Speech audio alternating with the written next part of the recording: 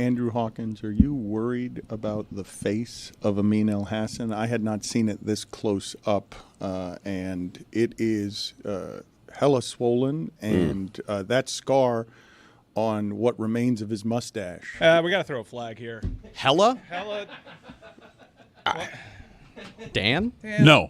You just had a birthday, dude. I don't mind it. Hella. Oh, wow.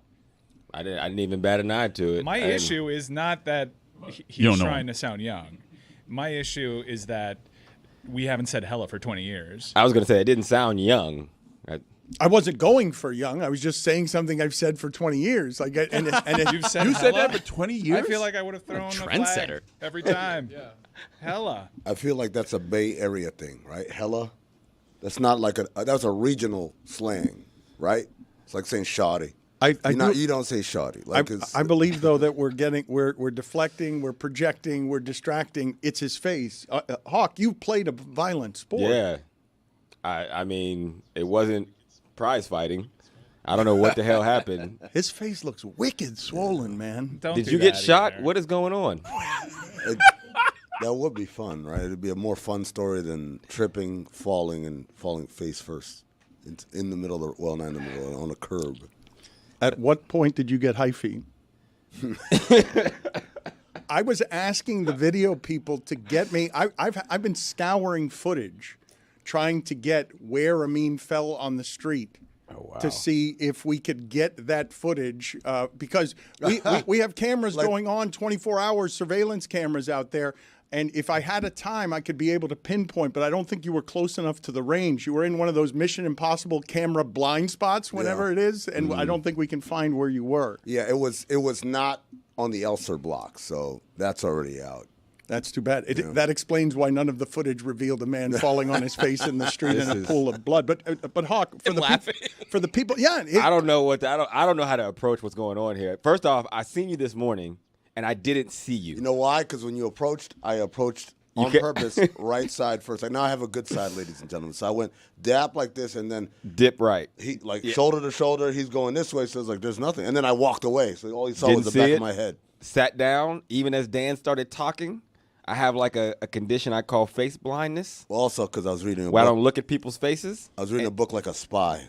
Like this. Dude, it looks bad. I mean, it looked like I don't know if you really fell or if you're getting abused at home. Well, Amin is holding a book in front of his face as if we're on video, which we're not. This is the Shadow Show. You have been disoriented. The thing that I find funniest about what's happening here, beyond even the way he's pronouncing words, and I can hear the lisp, when he laughs, the face moves, but not the lip. The lip stays stationary because it's like stapled by the scar to his face. And Hawk, you explain to the people. They'll have the reveal in a second, although he'll try to hide it. But explain what you're looking at as a man who has emerged from a violent sport. It looks like he was the defender whose face Marshawn Lynch ran through a motherfucker of. Does it look fleek? It's lit, Dan. It's cray-cray.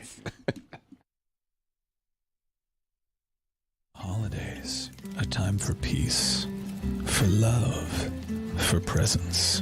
And do I have one for you? It's Poppy's 50 Shades of Christmas. You're welcome. Oh, Anna, he breathed and he lets go. My name is Benediction. His body pressing down on me, his elbows and his hands on either side of my face, on his lips, and he finds his release. His head rests on my belly, his arm wrapped around me. I just want to enjoy the quiet, serene afterglow of making love with Christian Grey, because that's what we have done, gentle, sweet lovemaking. My subconscious remarks bitterly. In my head, I tell her where to go. Christian squirts baby oil into his hand and then rubs my behind with careful tenderness. Thank you, Poppy. See, Greg, that's how it's done. For a spank, he would have thought it was such a versatile liquid. Es suficiente, Poppy. Okay, time to start the show.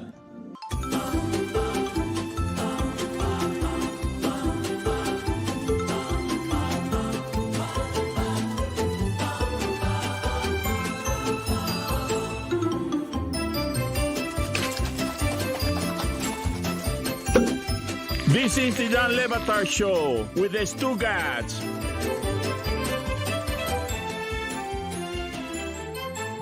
Grateful for all our audience, grateful for this family of people who have held this business afloat here for the last 4 years, our last day before the new year, before a break. And I just wanted to say thank you to everyone in here and everyone in the other room who can hear me, because you guys have done a year of very hard, very proud work on what is still a startup.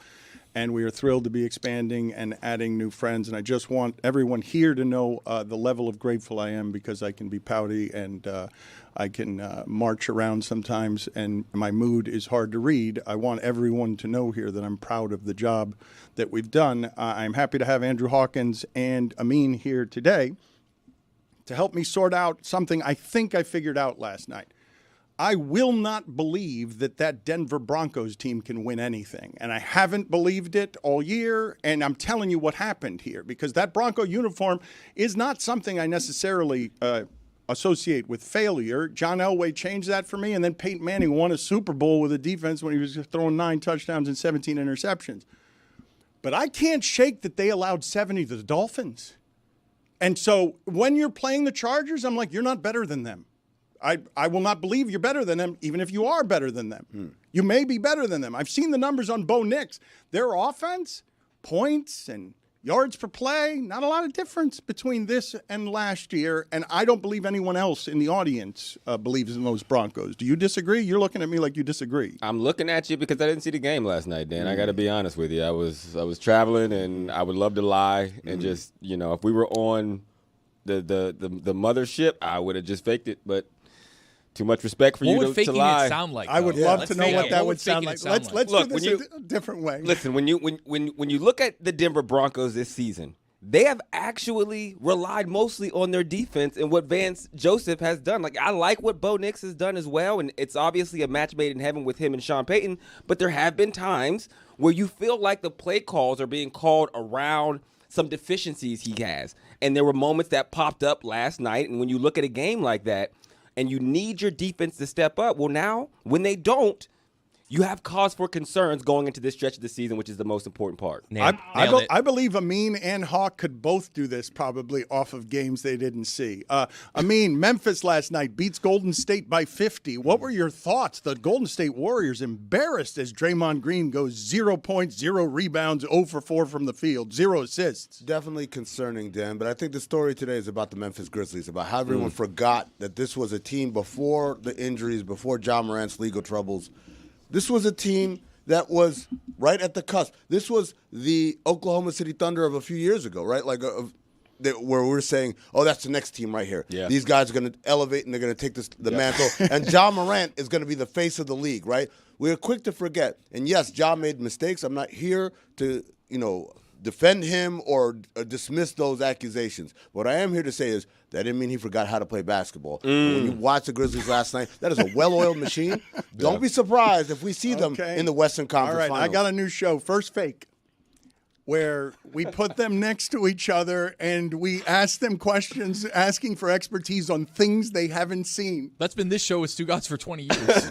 Yeah, but we don't have a black guy going, when someone's making a good point. It makes you really believe, like, damn, Draymond really went over last night. This is bonus time at the company, and every time you've made that sound, I've inexplicably wanted to give you money. Like, just cash because of how, man. $100,000 every time. I mean, Ocho's doing that for Shannon. Hey, is he? There's money in it. Good to know. The Chargers last night, Hawk, I thought showed to me some of what it is that Jim Harbaugh says of Justin Herbert, that he's one of the best as a talent, skill guy that he's ever seen at the position. What were your thoughts on the Chargers last night? As I'm sitting there and I'm enjoying a caramel macchiato watching this game late night with my feet snuggled up in an Ohio State Buckeye Snuggie that my wife gifted me on my birthday in college in 2008, I thought to myself, this is what you want when you came into this season from Harbaugh. Because you think about Justin Herbert and his arm strength, and you feel like he should have always been in the class with Josh Allen, Lamar Jackson, Patrick Mahomes. The list continues. And last night when you got that glimpse of how Harbaugh has really brought his talent to the forefront and filled in that blind spot for him to get the most out of him. And there's moments where you see that incredible arm strength, right? And then that's where you get excited about, and you finally feel like this is what the Chargers needed to get over the hump. But you didn't see the incredible arm strength, and what you did there was masterful on the front end. Yeah. Show America a little of your personality before you get to the take. Take them into your life, into the intimacy of your living room. Show them a little bit who Hawk really is as he fakes his way through the analysis. 17-year-old blanket that you're snuggled up in. Hey, it's why it's my lucky blanket. Here's what you do. You tell a little story about the blanket, and then you tie it back. Yeah. To what happens to something, right? Like that 17-year blanket, there's comfort there, right? There's a level of familiarity, and that's what Lyde McConkey has with Justin Herbert. And down the stretch, you saw it in those moments on third down. You didn't see it, though. Put it on the poll, please, at Le Batard Show. Do you have any blankets that are 17 years old, yes or no? I think we've got the start of a game here. I want to get to the stat of the day in a moment, but I want to ask this question seriously. In the history of sports entertainment, have any of you ever seen the faces of someone you loved on television while doing their job look as bad as Amin's does today? Anyone? Bob Costas had pink eye at the Olympics. Everyone had commentary on that. When have you ever seen a professional media face look as beat up as this one? You're saying media, because I watch hockey. Like Zach Hyman slapper to the face. No. I'm talking about when have you ever turned on whatever is your favorite sports show these days and seen Dan Patrick with a clearly bloodied by the previous evening? I have an answer for you. It was me. Like 4 years ago on ESPN, I had a massive eczema outbreak and it attacked literally just my eyes. And so you can see how swollen my face is. That's what it looked like, except it was everywhere as opposed to just on one side of my face. Why would you come to work?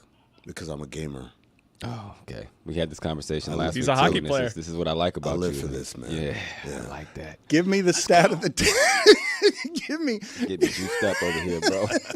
Got freaking chills, man. Start of the day, start of the day. It is your start of the day. Start of the day, start of the day. It is your start of the day. Start of the day, start of the day. It is your start of the day. Oh, sorry. Start of the day, start of the day. It is your start of the day.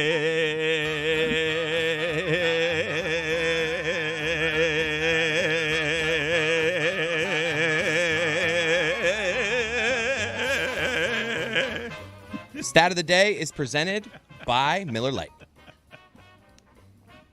Jeremy, I was told by Chris before he read that, first me, then Jeremy. So I sipped vigorously from a cup because I thought he had control of that room. I was doing some extra research I get it. Dan. I know. I'm just saying that's the communication I got while sipping coffee. The silence the audience got is because my executive producer told me. He gave the communication he said, to me. I'm going to read this thing, and then it's going to Jeremy. And then I looked at Jeremy, and Jeremy wasn't looking at me. Off me, Coach. And he didn't even let Gonzo laugh on that one. You got to let Gonzo laugh.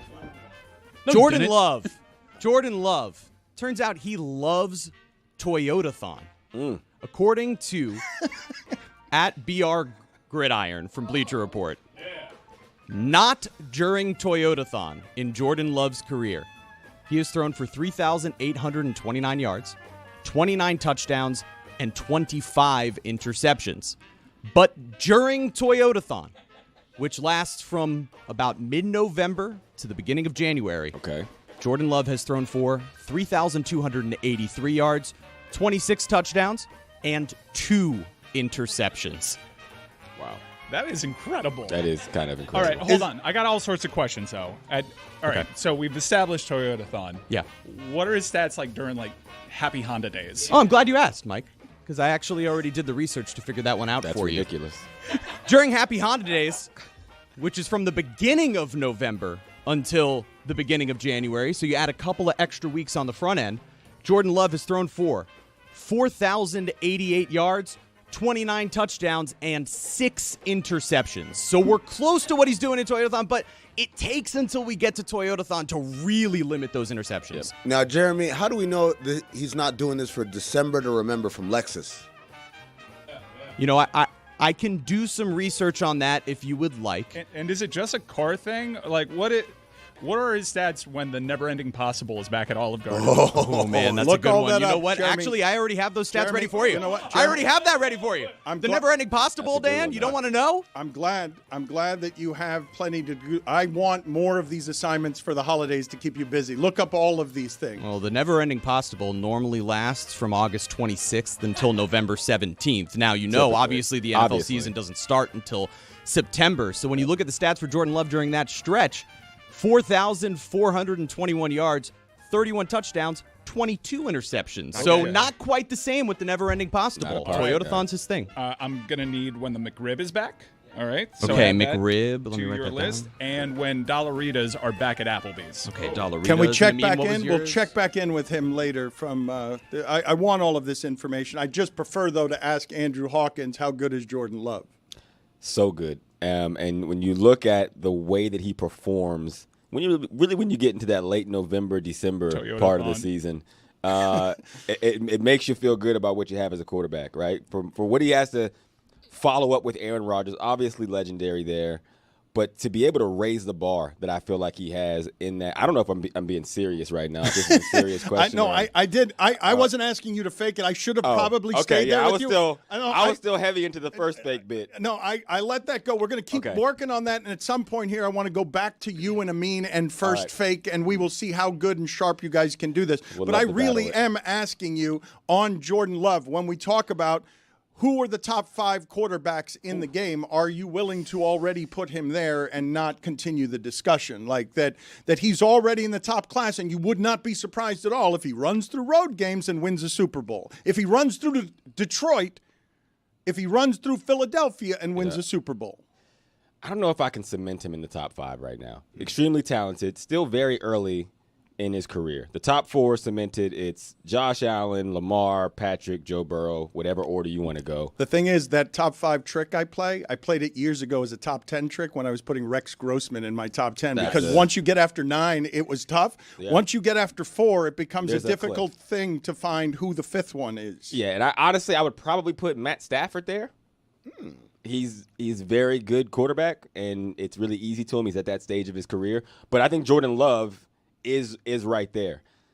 It was a joke in those beginning parts of the season where he's throwing interceptions. That is the question mark around Jordan Love, is because he is this risk taker. He trusts his ability, his arm strength, and sometimes it gets them into trouble. Now he plays really great. It sucks to be a player to be like, hey, I played really good in the month of December, the most important month of the season, heading to the playoffs.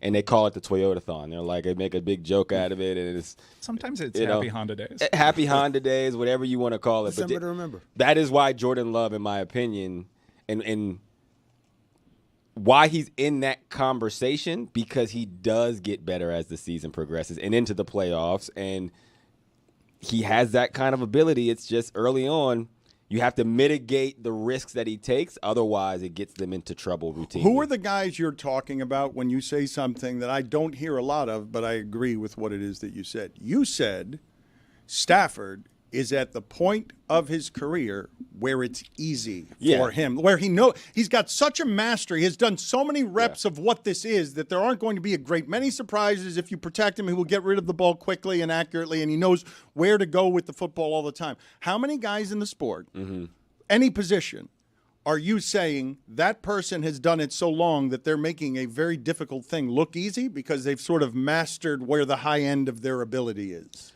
In the NFL? Yes.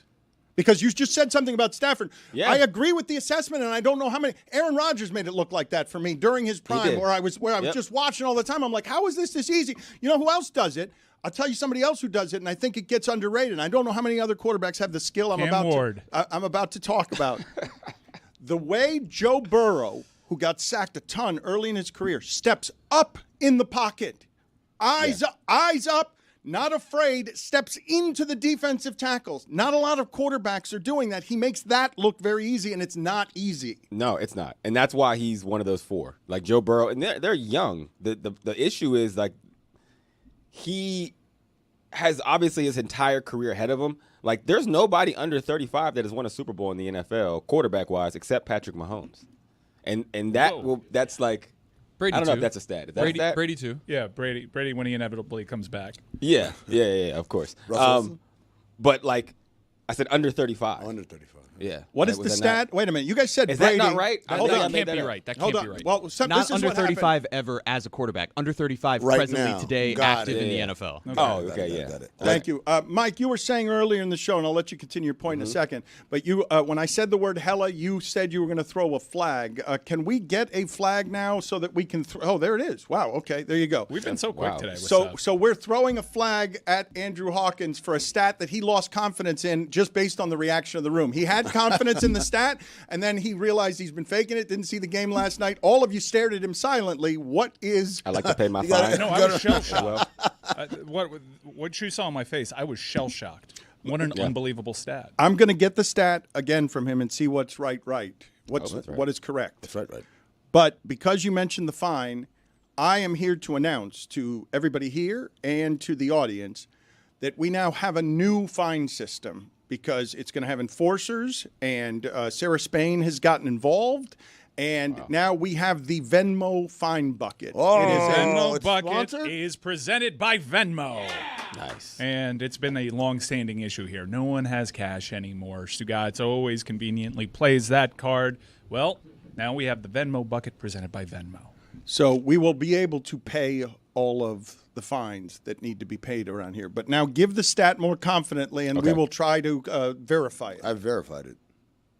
There's only one quarterback under the age of 35 in the NFL that has won a Super Bowl, and it's Patrick Mahomes. He's right. I'm looking at him like, oh, wow, because it's Mahomes. Stafford is over 35 now. Brady, Mahomes, Brady, Nick Foles. Retired. Brady, and then Peyton Manning, Brady, then Russell Wilson, then who is that? Is that Flacco? Man, Tom Brady's pretty good. Yeah. Eli, Aaron Rodgers. Like now I'm like almost 10 years, 1980s. Years, yeah. So the point is like we look at these quarterbacks and they are incredible. Joe, Lamar, Josh Allen, but it's the same narrative, and it's depending on who you're talking about. If you make it like, oh, Lamar needs to do this, right? Or Josh Allen, no one's done it except Mahomes. Like he's in a class of his own. You can debate Flacco, but he's not a starter anymore.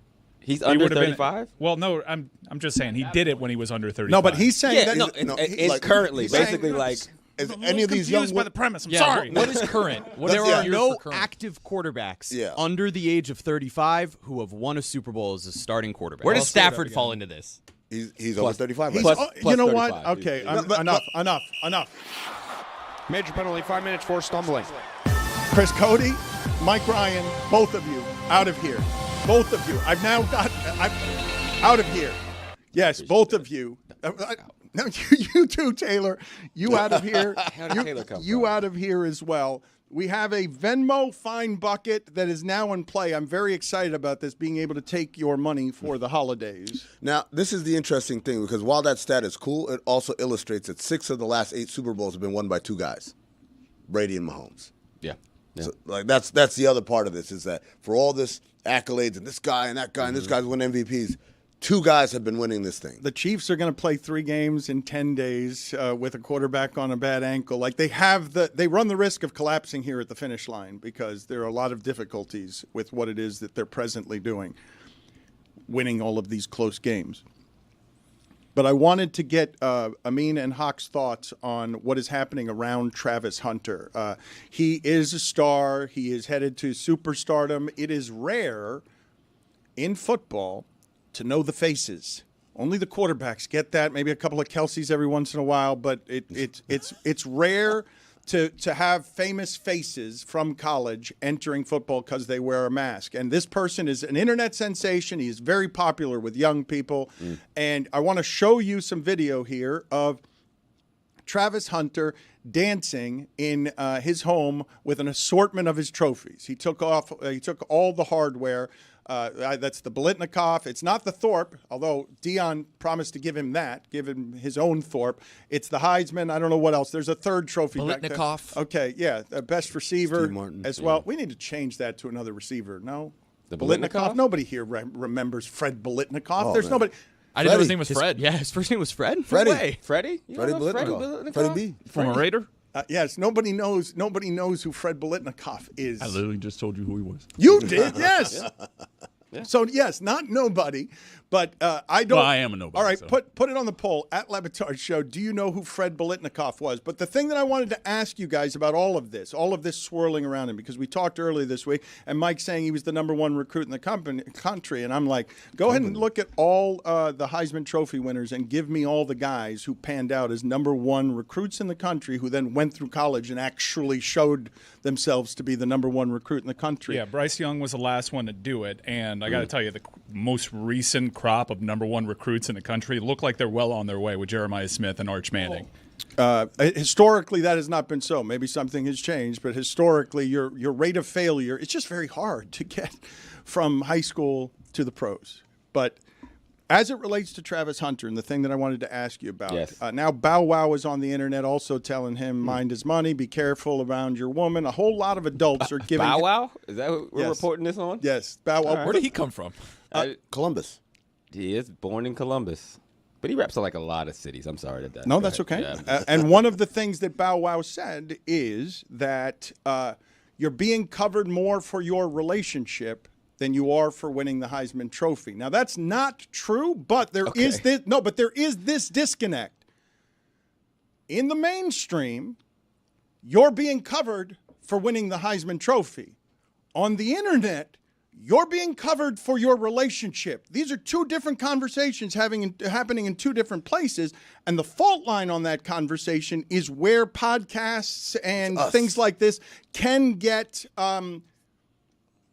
can find the lane between what the mainstream media is reporting, because you will not see anything about his relationship on ESPN, on Fox. You will not see it anywhere. That's not it, because this is internet gossip. And so the thing I wanted to ask both of you is, when internet gossip becomes something that reduces the standard of what is being discussed on television, where you can be more personal, climb into someone's life, and then feel comfortable to tell a young man what his relationship should be, how do you navigate the distance between those two things? The mainstream media is not interested in this subject matter, but the people are. Like, this is clearly a conversation point that people want to talk about, whether it's fair to talk about it or not. Yeah, but there's a lot of people that want to talk about a lot of things that we don't address. Like, a lot of people want to talk about rotten things that we don't get into. This is a vice. Like my face. This is not something. I wouldn't mind talking It about is that. not for me.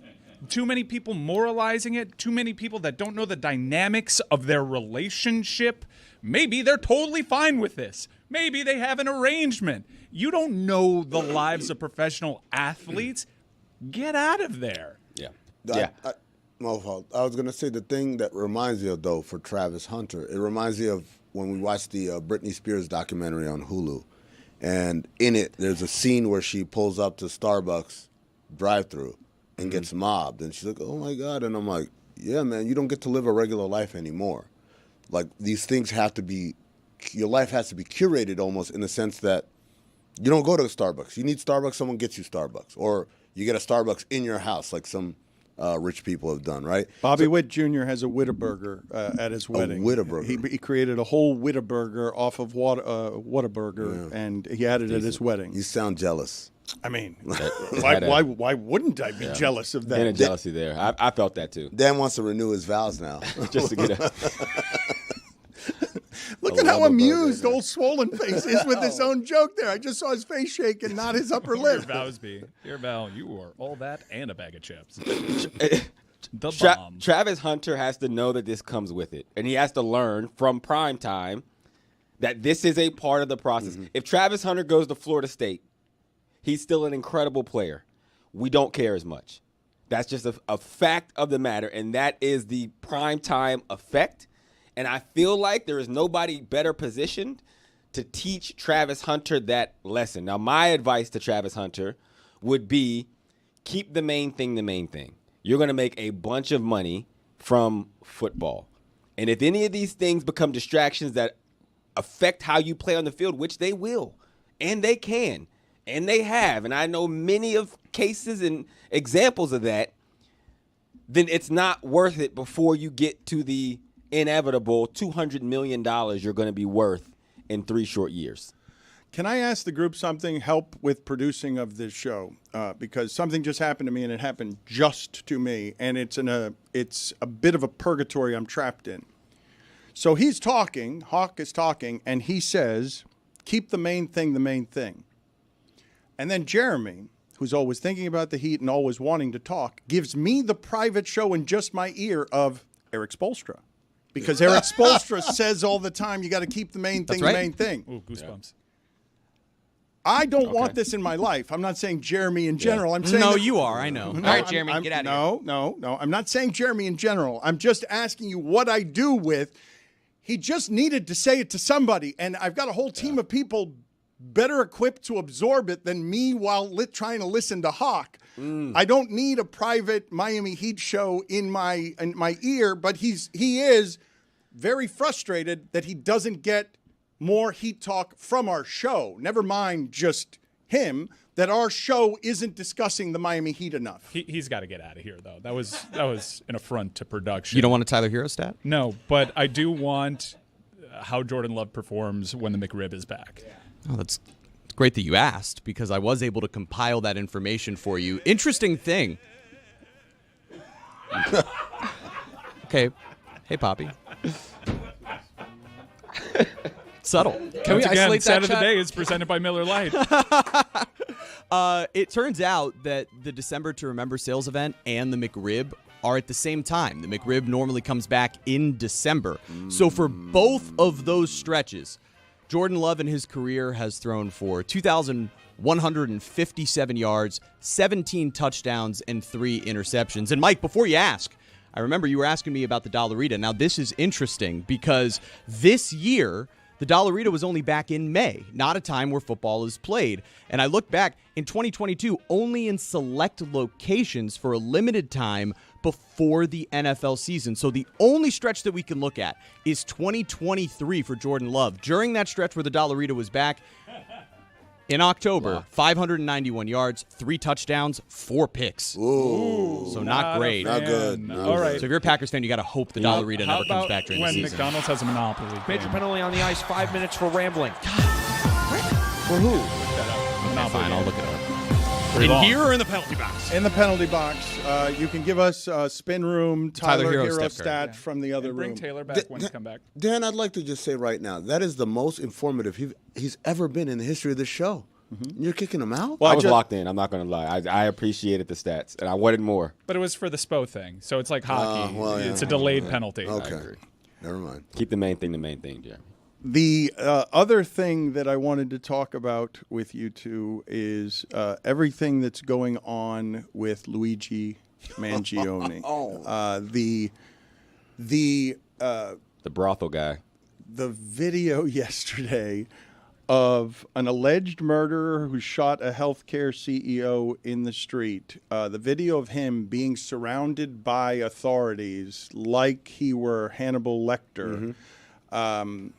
And many people opined that he looked cool as a menace to society surrounded by this. There's a fascinating thing going on around him where with young people demographics, you will get an alarming percentage in the 30s or 40s who think it's somewhat reasonable what he did. Like you will get numbers that you'll be like, what are we doing here in terms of the desperation between haves and have-nots where the desperation is getting to such a point that these kind of symbols are making an appearance where you're like, this is real desperation being signified by one lunatic. Well, these kind of symbols do pop up. It's curious to see cable news, how they talk about Luigi. That's bad vigilante justice. But coming up next on Hannity, Kyle Rittenhouse. So, like, we do prop up vigilantes. It's just a matter of the crime and the cable news network that you're watching. But I think we all have to be super careful around this because this is different because he's representing a cause that most people in America have all been affected by being denied a certain thing, having to pay out of pocket, being frustrated with their insurance. So you have to – this requires some tact. And considering he's becoming like a cult hero – this is not a good idea, giving him a Joker perp walk with the mayor behind him and everybody trying to get in the photo. This is just making it more of a myth, and that's not a good thing. Counterpoint. every one of those law enforcement officers gets to say, "Look at me, I'm in the picture. I'm in the background." That's what this is, right? That's this is just, all that was. That's just like, hey, man, hold on. Let me get a little closer to Luigi Eric here. Adams was in this photo. Come on, man. But he's not, because he's not. Look, he murdered someone, allegedly. He's not a mass murder. He's not like this incredibly dangerous person that, oh, my God, he could take out 3 guys. We got to surround him by 40 officers. That's a wild take.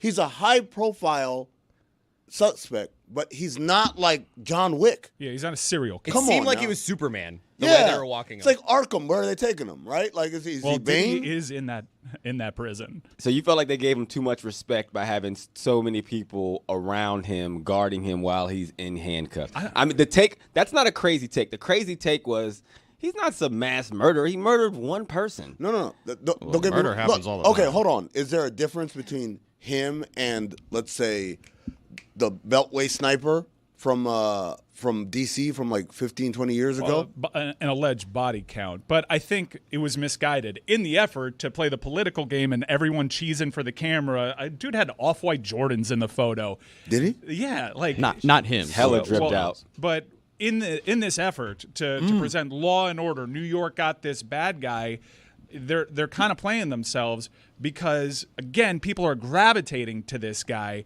and you're helping build a myth when you're doing that thing. He had a fresh cut. Like, how did he get that done? Eyebrows done, too. Was it like, hey, can I get a haircut before we go? They got barbershops in prison. Can we talk beyond the murder? Can we talk about some of the macro being touched on here when he becomes an avatar for a thing? And the thing I'm talking about is a desperation, okay? Whether it's now, 20 years from now, or 50 years from now, whenever it is that people are fighting, the poorest of people are fighting for money and food.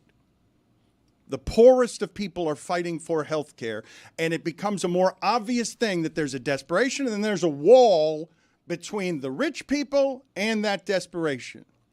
When you have so many people identifying with the desperation that they get numb to the idea of, well, it's just one murder in the street, and the cause, as I told you, I've got to look up the percentages here because the numbers of people who thought it was somewhat rational a thing to do, to kill someone in the street over healthcare, no matter how much I agree with whatever your cause is outside of like wartime stuff, I don't know that you can make the argument to me that I'm going to be okay with murdering someone in the street if it's not in self-defense. Let me be clear, because before everyone takes what I said out of context, I didn't say what he did was all right or justified or anything. All I said was they are escorting him with the type of escort usually reserved for someone who's incredibly dangerous, like over the regular dangerous people, above and beyond.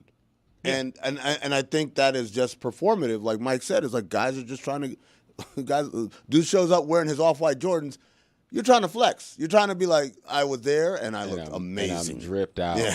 I'm hella dripped out, as Dan would say. I have a theory, and this might sound bonkers to you, but everybody that I've floated this theory to, their initial reaction is like, what are you talking about? And then they kind of see it. So we say this was an alleged murder. He's not even really denying. We know what happened. We have video, right? So how do you go into a trial? Well, if this guy has a cause, my theory is, what if his defense is self-defense? I got him before his policies and this healthcare system got me. Now, it's going to be a difficult trial just because everyone feels some kind of way about healthcare, but if that is his defense, he actually gets to make the trial, the showcase, and put the spotlight on his cause if he argues that as his defense. But if he didn't have United, then it has nothing to do with him or the guy that he murdered, right?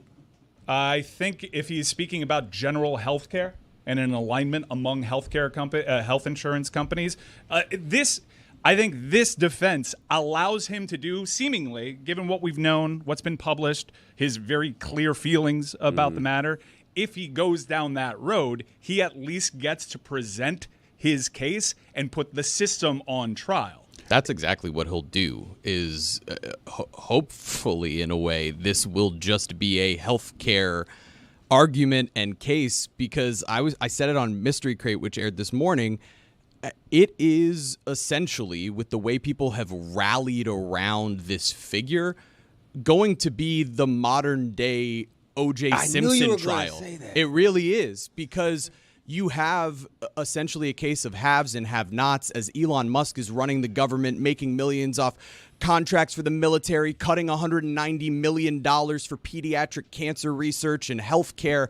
Like, this is only becoming more and more of an avatar for the people versus the oligarchs, and people are rallying around this guy. It's really remarkable to watch. The numbers are startling, okay? The numbers are startling. When I tell you 1 in 4 Americans approve either a little or a lot of what Mangione did here, and 41% of young adults.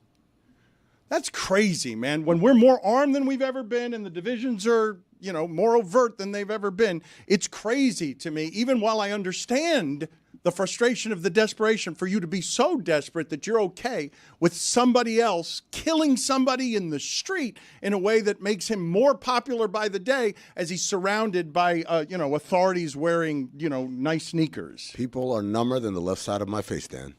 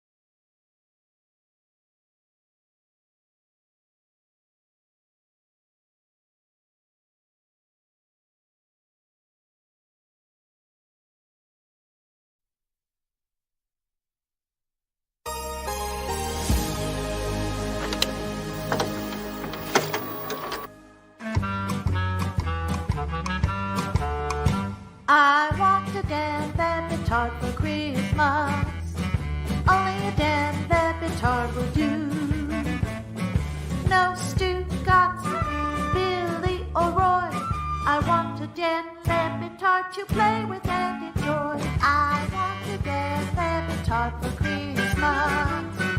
Only a Dan Le Batard will do. No Mike, Ryan, Lucy, or Tony. I really like Dan Le Batard. Only a Dan Le Batard really likes to do.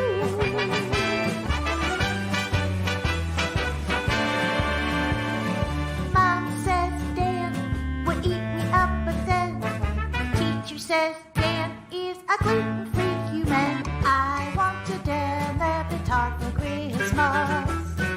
Only Dan Le Batard will do. None of the Codys, not even Smetty. I really like Dan Le Batard. Only Dan Le Batard really likes to do.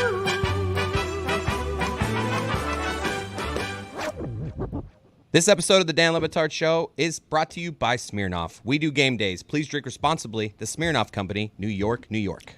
That song, both strange and self-involved, not unlike our next guest. Pablo Torre Finds Out is the name of the very popular podcast that Nick Wright calls the world's most expensive podcast. We will get to that in a second. But Pablo, I need your help with Andrew Hawkins and Amin, both of whom say, and they've shown it, they've proven it, that they can fake a take on just about anything, especially in their area of expertise if they have not seen the game the night before. We want to play first fake with Amin and Andrew Hawkins, and I think I need to kick them out of the room in order to do this. I don't think that I think that needs to happen in the other room, in the penalty box, and I need to ideate with you guys on what it is that we're going to do on first fake. What are the topics going to be? There's got to be a football topic. There's got to be a basketball topic. They have no information, and they're going to be able to fake it because I do believe Andrew Hawkins. I believe this game's too easy for Andrew Hawkins. Not unlike with Matthew Stafford, that he gets bored by the easy elements of this game. And he can do the fakery better than he can do just, whatever, going out there bored and giving you football analysis. Dan, Amin is a master talker, right? He can talk about anything at any point to anybody, right? I've seen it in action. Sober, not sober. I got my money on Amin to win the first fake. I like the upstart. I like the novice. Andrew Hawkins has a polish that Amin doesn't. Not a novice. He's actively doing this for a living on ESPN. He's refining these skills on dangerous. This is a dangerous game that we're playing. Amin also is somebody who famously can talk to you about his own dreams for hours, and no one's sure if he made those up. Okay, so this seems very squarely in his wheelhouse. Well, we need to have him. I believe there's a competition going on now at Meadowlark for all the space and all the money and all the places where it is that we have to fight for the things that we believe in. And I believe when I call Andrew Hawkins a novice, I'm talking about around here. I mean, we got a sage veteran who's been doing the take game and making fun of the take game, and he's old and tired, man. Look at his face. What happened? Is he all right? Is Amin all right? I'm just saying, Andrew Hawkins comes in here. He smells good. He smells like confidence. He smells like I'd like to do all of the things better than these people around here do them. He's not coming here to be a peer. He's coming here to get past us. He's already past us. And I believe didn't Andrew Hawkins invent like a virtual reality system? Yeah, I just saw that on the internet the other day. I was like, wait a minute. He's not Andrew some Hawkins ragtag upstart. Even around these parts, he walks in, he commands a room. He's the man. Okay, you can do all you want in terms of supporting all the things Andrew Hawkins is. I believe he is those things as well. I also believe that he's about to dust Amin. No, says Tony. No way. All right, let's take our bets now before we do this because we're going to get to this in a second. But go ahead and take our bets. Just tell me who you got. Who you got? One the guy name. That's doing it presently, actively for ESPN. I'm going Andrew Hawkins. You know where I stand. I'm gonna go with Amin. This is his comfort zone. I got Amin. Nah, Amin's playing hurt. I'm gonna go with Andrew. Hawk's confidence is too high right now. Amin El Hassan is absolutely going to destroy Andrew Hawkins at this. Roy brought up a good point, though. He's playing hurt. Best ones do. You know what they tell their bodies? Not today. Not today. All right, so this is pretty dramatic. Do you guys have a football question? I want to go football with both of them, basketball with both of them, and then I want to go to a subject that neither one of them know anything about. You're hosting the debate desk, Dan. Okay. You're throwing out the football topic. All right. Let's go to the other room and see what we have here. And again, this is all born of the Chargers beat the Broncos last night, 34-27. Fun game. Charger defense all of a sudden can't do anything right. There's an advantage to going first or going. There's an advantage to going second here. I will go out to you first, Hawk, on your area of expertise. Can you please explain to me why Jim Harbaugh has been good at coaching defense, but why that defense, which was best for points per game the entire season, the last 2 games all of a sudden is getting shredded pretty good? Look, when you're at this point in the season, you have to understand that things change, right? Like it's like that sophomore quarterback slump. You go out and you have a great first year, and then defensive coordinators adjust. They figure out what your tendencies are. This is what happens late in the season. And for Jim Harbaugh, him understanding both sides of the ball, when you brought him into Los Angeles, you knew that's what you were getting. Not just a guy who can tutor the quarterback with all the ability in the world, but also his understanding of defense, bringing in mentor. And in these moments where they go down by a whole lot of points and they surge back because of that prowess, because of that knowledge that he has on both sides of the ball, December is when you get the most from your head coach. Look at this, Dan Le Batard. He didn't even answer your question. He didn't even address your question. The question was, the defense is great and has been shredded the last 2 weeks. You know why, Dan Le Batard? I'm going to tell you exactly why that's happened. Because they figured him out. Because the book was out. You know, he comes in, yeah, he's been in the NFL before, but he's been gone for a while. So a lot of guys, they don't know what he's doing, what he's thinking or whatever. So he comes in with some new stuff, and everyone's like, oh, how do we adjust? But guess what? The NFL, if anything else, is a study league. It's a league where we get playbooks and other playbooks, and we watch and we learn and we make notes and we see what worked against other people and what didn't. And what's happened in the last couple of weeks, Dan Le Batard, is the league has figured him out. I think Amin. I think like Daffy Duck. I think Hawkins has actually. Hawkins concedes defeat there because Amin spit in his face with a swollen lip. They take notes. If you ask me which guy is a former football player dealing with a lifetime of football injuries, I'd be like, it's the guy with the fat lip who is cognitively impaired but also very sharp right now. Hawk, would you concede that Amin won that because he said take notes in your face and spittle in your face? He said it like twice, and it was a lot, and I couldn't hold it in at that moment because I like tapped out by looking at his face, and then when I came back to, he was yelling notes with such emphasis, and I'm like, what is going on here? All right, so 1-0 Amin, and it wasn't notes, it was notes. Notes, yes. Let's go to Amin now. Amin, please explain to me why it is that Joel Embiid cannot get along with Philadelphia, and if you believe he's not tough enough.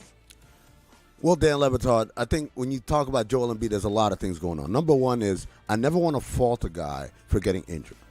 Injuries happen. Brandon Roy, Penny Hardaway, Grant Hill. There's so many great players, Bill Walton, whose careers were shortened and their legacies were impacted by injury. At the same time, I don't think Joel Embiid does himself any favors when he talks in the media talking about, look at all I've done for this city, even though they haven't got out in the second round of the playoffs since Allen Iverson was on the sidelines there. Even though he came back not to run in the playoffs, but because he wanted to go to the Olympics, he came back for a good show of face to play in the playoffs for the Philadelphia 76ers. These little things, these little microaggressions, as these kids like to call it, those are the things that do not endear him to a city that otherwise would love him. Also, one last thing, he ran the scapegoat out of town. If Ben Simmons were here, nobody would be blaming Joel Embiid for anything. True lack of leadership.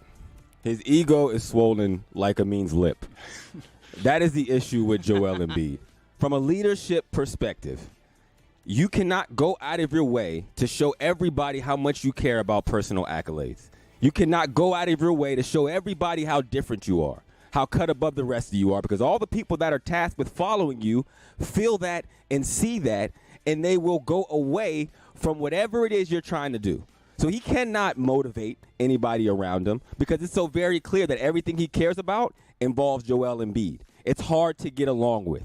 And in those locker rooms where everybody is high paid and everybody wants to be the star, A real leader does not separate himself from the group. He goes out of his way to say, hey, all I care about is our collective success. And because of that, he will never get along with another star. He will never be in a position where he's in a locker room and people will fall in line and say, this is a guy that we believe in, and we will follow to the ends of the earth. And it will show up every single time playoff basketball comes around that he is not of the creme de la creme as far as NBA stars are concerned. Pablo, your thoughts? Do I have a ruling here? I don't love that on First Take they're sharing a microphone. I think we need to do better than that. In the next version of this, we will make sure They're also sitting on a sofa. To produce this slightly better than I'm producing it right now. He's also forcing me to face him because he's on the profile of it, so now I feel like I have to turn that way.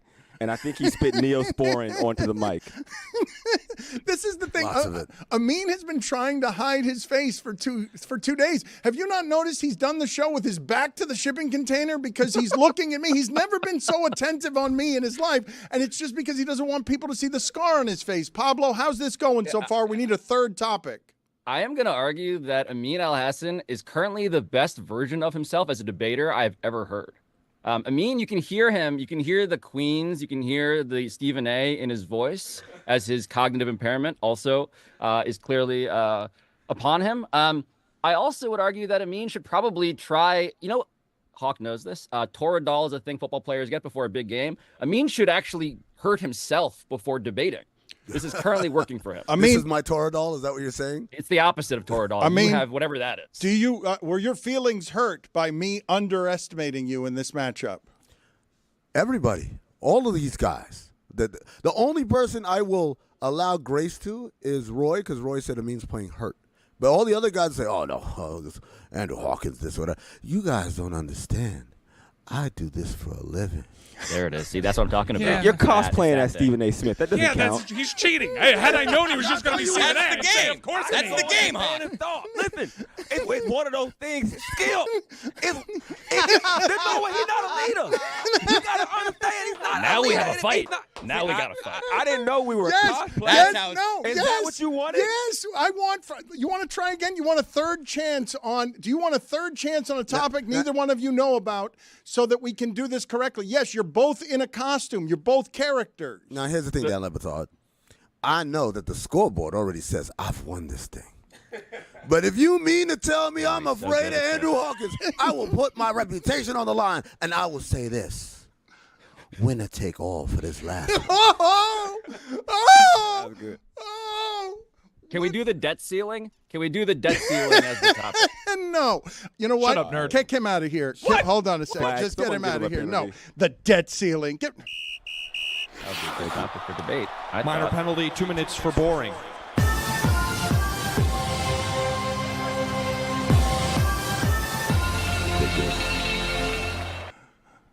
Guys, the last take we'd like to have from you is the movie Wicked. Ariana Grande and Cynthia Erivo both gave stellar performances. Both are nominated for awards coming up. But between the two, as Galinda and Elphaba, which gave the better performance? This is tough, man. Which? Which? Okay. Did it on purpose. Here we go. Here's the thing, Dan Le Batard. I love Wicked.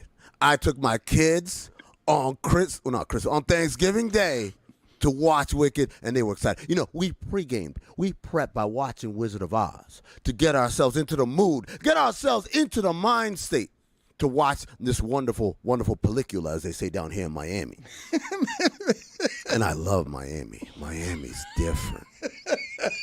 But I digress. Both actresses delivered an amazing performance. Both sang, both made us laugh, they made us feel. Now, what I will say is this. I felt like Ariana Grande's character was more of a one note, so it was easier for her to play. Meanwhile, the Wicked Witch of the West had a lot more complexity, a lot more texture to her. And so she had to go high, she had to go low, she had to left, go right. Talk about Latinas. I'm going to go. She's Italian. Common misconception. My bad. His face is falling apart. I choked at the end. Stephen A. Smith, listen to me. Like my grandmama always tell me. Oh, my God. You could put a raccoon in the ass of a possum, but you can't make a jackass jump. Okay. Everybody knows. When I'm watching Wicked, everybody, you mean to tell me Ariana Grande, the best?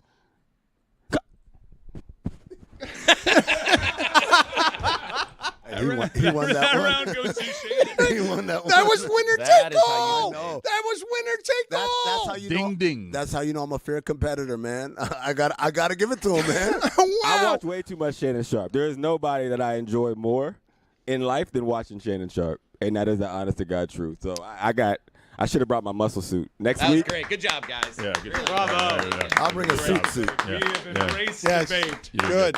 We will make this better and better. And also, just clip fan. that last part where cut it out and edit it out where he says that he loves Shannon Sharp. Send that out just to the internet without that context, please. Do it unfairly. I'm down with that. So that he can have beef with Shannon Sharp. And Homophobia.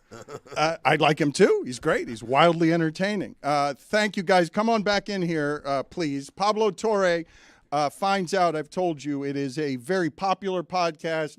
It is an award-winning podcast. It has, I'm going to say, the most critical acclaim from snooty elitists in the podcast world than any other podcast presently going in sports. I think I can say that. Yeah, we lead the league in that, in snooty elitist approval, definitely. You are on MSNBC, and you are now in the middle of a liberal elite spaceship in one of your side projects. How is that going for you? I've seen you. You are now a regular on Morning Joe, correct? That's right. I'm an MSNBC analyst. It is a fun ivory tower where I get to be a jock. That's what I am over there. You're the popular. You're the popular. I'm the Woof. sports Popular. guy who gets to be chill and hanging out with the fellas. That's what I do over there. Unlike here, where I'm not respected really in any way. I'm reduced to a kind of like inset picture-in-picture thing where I just laugh at people do bits. Tony, you were making faces at Pablo because that's what's happening. What Pablo's the jock on where? No, if you guys had not noticed, I know, Tony, why you're not watching this. So let's. So It's Pablo. So to find Pablo on MSNBC now in the morning, doing morning Chuckle Fest television at what I will say is a pretty dangerous time in America, and some people are going to visit the White House or Trump when they shouldn't be as journalists. But I'll say what I want there. So you are in the middle of that show, and I'm not going to put you in an more awkward position than that with that show. But you are absolutely the cool sports person who comes in, Dan, yes. and everyone loves talking sports with you, even though some people on that set don't even want to talk sports and have never talked sports. But now, because you bring sports to them, you're the cool guy. I'm a palate cleanser. A representative of the thing that Americans actually care about. In a place where people are genuinely worried and fretting about politics, about whatever is happening in D.C. right now, which, again, I think would be an awesome debate topic for Shannon Sharp to tackle. What do we do about the debt ceiling? He had to go. He had to go. Shannon Sharp, a triumphant performance. He just left. Very good. I think that my role there is I love talking about sports to people who don't actually know anything about sports. It's kind of the inverse of the exercise you just did. What if you knew something about sports and the audience didn't? It's fantastic. Have you seen? I mean, it's too early for you on the West Coast because I've enjoyed. My friends are watching Pablo. They're talking about Pablo. Pablo's getting to a new audience. I would say it's a different audience. Very different. Yeah, audience. we've lived in these different. All of us have lived in the ESPN bubble, but it's different from here. They are fascinated by this shiny sports journalist who comes over, and they're like, "Wow!" And he's smart when he talks about the toys. Well, we picked the ambassador for sports to go on that show, right? It has to be someone that is palatable for those people. You couldn't, a model minority. Yeah. Pablo Torre is a model minority for the new America that we can all believe in. You're welcome. It's one of those things where it's like, if you gave them an actual sports person, it might be too much, too intense for them. So you add a little bit of milk. You give them one from the library. Yeah, Get me a sports person from the library. Bring him over here. Let him push his glasses up the bridge of his nose. Well, actually. And don't wear glasses, actually. I'm a guy who doesn't wear glasses anymore. I wear contacts now. The library can be fun. Libraries can be fun. There are books in them. Put it on the poll, Juju. Is the library fun at Le Batard Show? Well, real sports guys want to go to real sporting events. And as you know, listeners, there's only one place that you should check if you want to attend some of the biggest events going. We got college football playoff games, NBA, big-time NFL games, legacies on the line. And if you want to be there, you download the Game Time app, you create an account, and you use the code DAN, that is D-A-N, for $20 off your first purchase. Terms apply. You get panoramic seat views, all-in pricing with the push of a button, so there are no surprises when you check out. Download Game Time today. Pablo Torre, what time is it? I believe it's game time. It is game time, sports guy. Just game time. You don't have to use 4 words when you can use 2. Oh. It's game time. Just you hit it. I believe it's game time. You got to have some conviction. I believe. If my calculations serve correct. Pablo Torre that's finds... right. That's right. What we need more is just overconfident declarations of things as opposed to, an open-minded curiosity. Sure, let's go that way instead of the way that I'm at. Pablo, are you here to shill on behalf of Pablo Torre Finds Out? Is it the episode with you, me, and Mina, or is it something else that you're promoting? I'm actually here to say thank you, Dan. It's been a really long but incredible year for us in New York. We are a satellite upon the moon, upon the sun. Let's upgrade it to the largest celestial body. That is you guys in Miami. And what I come here to say is, yes, we have a great episode today with Dan and Mina. Yes, we had a great episode yesterday with Paul Feinbaum and the secret history of his callers and their criminal histories, which are both hilarious and profound. His collar? His collars. Oh, multiple different shirts. Got it. And they are not normal collars. Do not find a new slant. What I'm here to say is that it's a show that we really couldn't launch without Dan. And so when Dan talks about how much it costs, I reckon with that. Because the whole thing is that we make a show with ambition that is powered by people who otherwise are not getting paid. Like, we are paying journalists to go report stories for us. We're trying to go to death row as well as trying to buy a sculpture of myself made out of butter. We're trying to do serious stuff and silly stuff. And I just want to say thank you legitimately, because the premise of this company was we would get to make something from scratch that lived up to some amount of hype.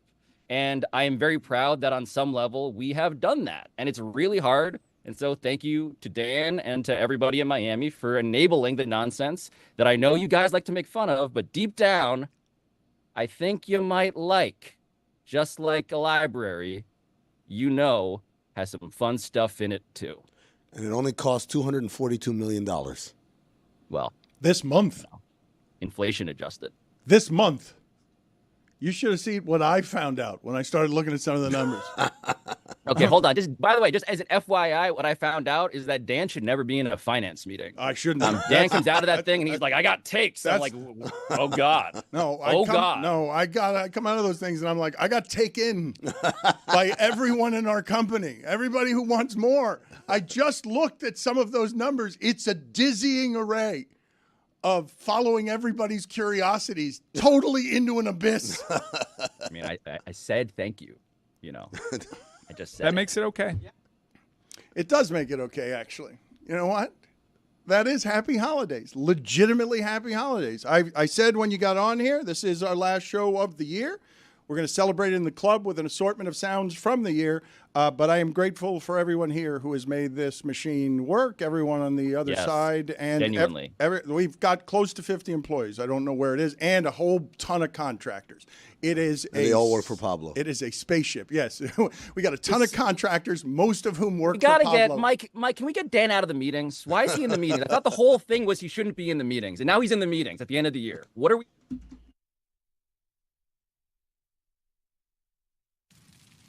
Happy holidays from our fan to yours, with special gratitude for our entire Metal Art crew. I groan and run my fingernails across his neck. and he gasped a strangled moan. You're going to unman me, Anna. You take me. I sit down onto him, reveling in the fullness of my possession, reveling in his reaction, watching his unravel beneath me. I feel like a goddess. Anna, touch me, please.